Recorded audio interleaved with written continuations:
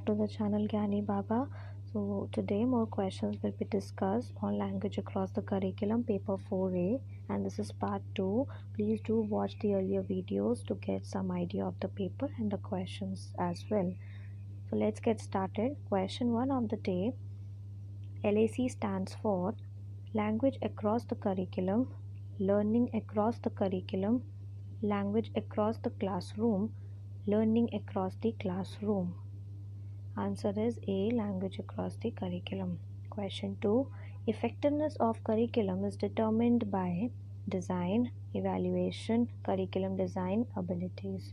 तो curriculum कितना effective रहा है, आपने जो curriculum set करा था कितना effective रहा है, वो किससे हमें पता चलेगा, उसके evaluate करने से पता चलेगा. So by evaluation. A student helps the teacher to solve the problem. When teacher was delivering the lecture, he was an evaluative listener, a realistic listener, an informative listener, an emphatic listener. तो एक student teacher को help करता है किस time पे, जब teacher उसको lecture deliver कर रहा है उस टाइम पे प्रॉब्लम सॉल्व करने के लिए स्टूडेंट ने हेल्प करा. तो वो क्या है, एवेल्युएटिव है, रियलिस्टिक है, इंफॉर्मेटिव है, एम्फेटिक है. तो वो एक एम्फेटिक लिसनर है, उसने बहुत अच्छे से केपेबल है, उसने अच्छे से सुना समझा चीज़ों को एंड देन वो अपने टीचर को थोड़ा बहुत हेल्प कर पा रहा है to solve the problem. Now curriculum reflects the culture of society, home, school, area. So answer is curriculum reflects the culture of society. What is language? Basic tools of communication, system of communication with others, expression of ideas using symbols and sound, all of the above. Language क्या है? Basic tool है communication का, system of communication with others, expression of ideas using symbols and sound. इसके आप ideas को भी express कर सकते हैं. So all of the above. Curriculum supposed to achieve the objectives, be organized by the schools, both A and B, none of the above. Curriculum को क्या करना चाहिए, objectives को achieve करना चाहिए and it is supposed to be organized by the schools, school को organize करना चाहिए. So yes, दोनों ही सही हैं. Answer C, both A and B. A teacher is effective if he or she explains everything in class. वो effective है अगर जब वो हर एक चीज़ को अच्छे से क्लास में एक्सप्लेन कर देते हैं. Repeats explanation for each student, हर एक बच्चे के लिए एक्सप्लेनेशन को रिपीट करते हैं. Provides a variety of learning experiences, अलग अलग लर्निंग एक्सपीरियंस, अलग अलग एक स्टेटमेंट उनको एक ही चीज़ को बहुत वैरायटी के साथ समझाने की कोशिश करते हैं. Answers all question raised bye student, जितने भी बच्चे अपने क्वेश्चंस पुट अप करेंगे उन सबको आंसर करेंगे. तो इफ़ेक्टिव टीचर कौन सा है? C, provides a variety of learning experience. आप एक ही चीज़ को बहुत ही अलग अलग वैरायटी के साथ वेरियस मीन्स के साथ समझाएंगे तो आप एक बहुत ही इफ़ेक्टिव टीचर बन सकते हैं. Martha speaks, reads, rights and understands English, Spanish, French and Italian. ठीक है, सो वो बोलती भी है, पढ़ती भी है, लिखती भी है और समझती भी है. कितनी languages? English, Spanish, French and Italian, 4 languages. So she is monolingual, multilingual, bilingual, interlingual. तो जब आप एक या दो से ज़्यादा आप लैंग्वेजेस को समझ पाते हैं, पढ़ पाते हैं, लिख पाते हैं, बोल पाते हैं, तो उसे क्या बोलते हैं? मल्टीलिंगुअल. सो इसलिए मार्था यहाँ क्या हो गई? Multilingual. B is the correct answer. Okay, next question. What are the methods of teaching reading?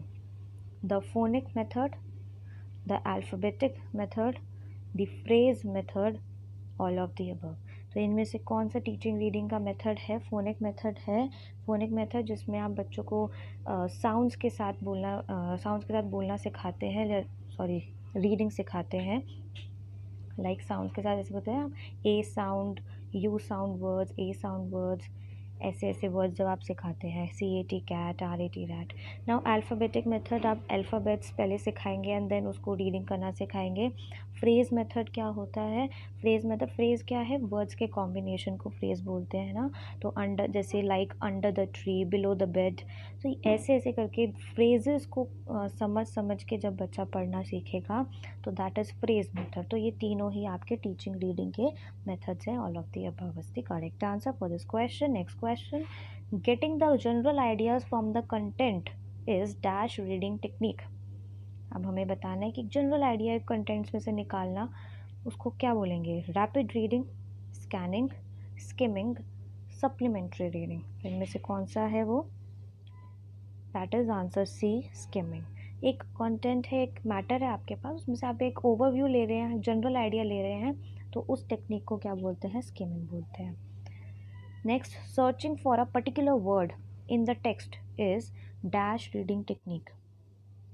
एक पर्टिकुलर वर्ड के लिए आपको एक टेक्स्ट पढ़ रहे हैं, आप मैटर पढ़ रहे हैं, कंटेंट पढ़ रहे हैं, उसमें से एक पर्टिकुलर वर्ड देखना चाह रहे हैं, स्पेसिफिक फैक्ट देखना चाह रहे हैं, तो उसको क्या बोलेंगे? Scanning, skimming, rapid reading, supplementary reading.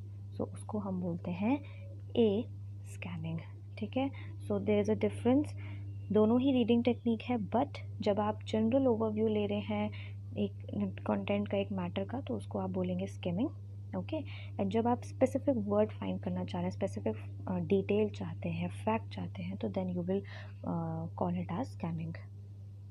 Next question, CABE, CABE stands for Curriculum Across Board of Education, Council of Advisory Board of Education, Central Advisory Board of Education, none of the above.